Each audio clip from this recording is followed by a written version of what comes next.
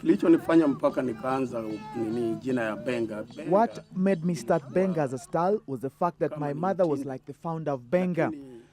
Mwanzilizi yake, she was called Obengo Nyamagunga, and her style of singing was called Obili. My mother was a very talented singer, and everyone praised her talent. So when I started singing, instead of calling my music Obengo Nyamagunga, I called it Benga. As a Luo pop style that had reigned supreme around Lake Victoria since the late 1960s, Benga roots can be traced to the Dodo ritual music played amongst the greater Luo community throughout East Africa.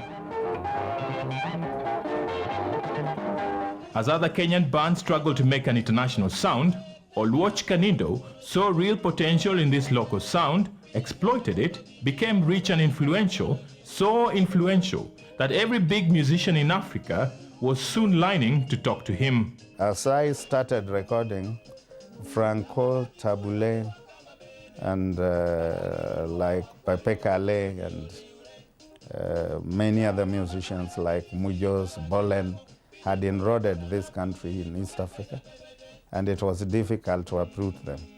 But I'm glad to say that when we were recording, we were very thorough, and so we removed this team out of the market.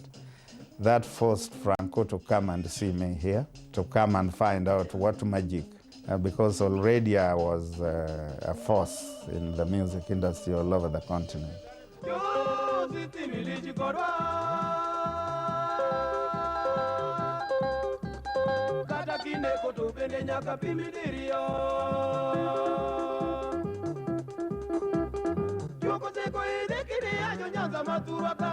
Born in Tanzania, Dio Misiani no doubt made this authentic East African rhythm famous, but he didn't always strike the right chord with the Kenyan authorities.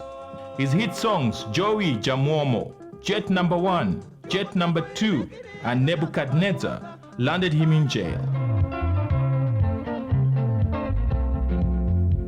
As he was preparing to travel to London with his band in 1987, Kenyan authorities withdrew his passport, effectively rendering him stateless.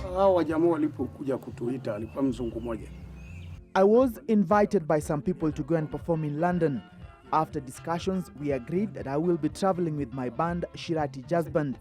But just 1 week before our journey, the Kenyan government forcibly took away my passport, identity card, and my Kanu Life membership card. I was then told to go back to Tanzania because I was not a Kenyan. I asked them whether it was only Kenyans who could travel abroad because I had seen Tanzanians, Ugandans, and even Indians traveling abroad. Why then should I travel? They refused and told me to go back home and get a passport. I did that and then went to London.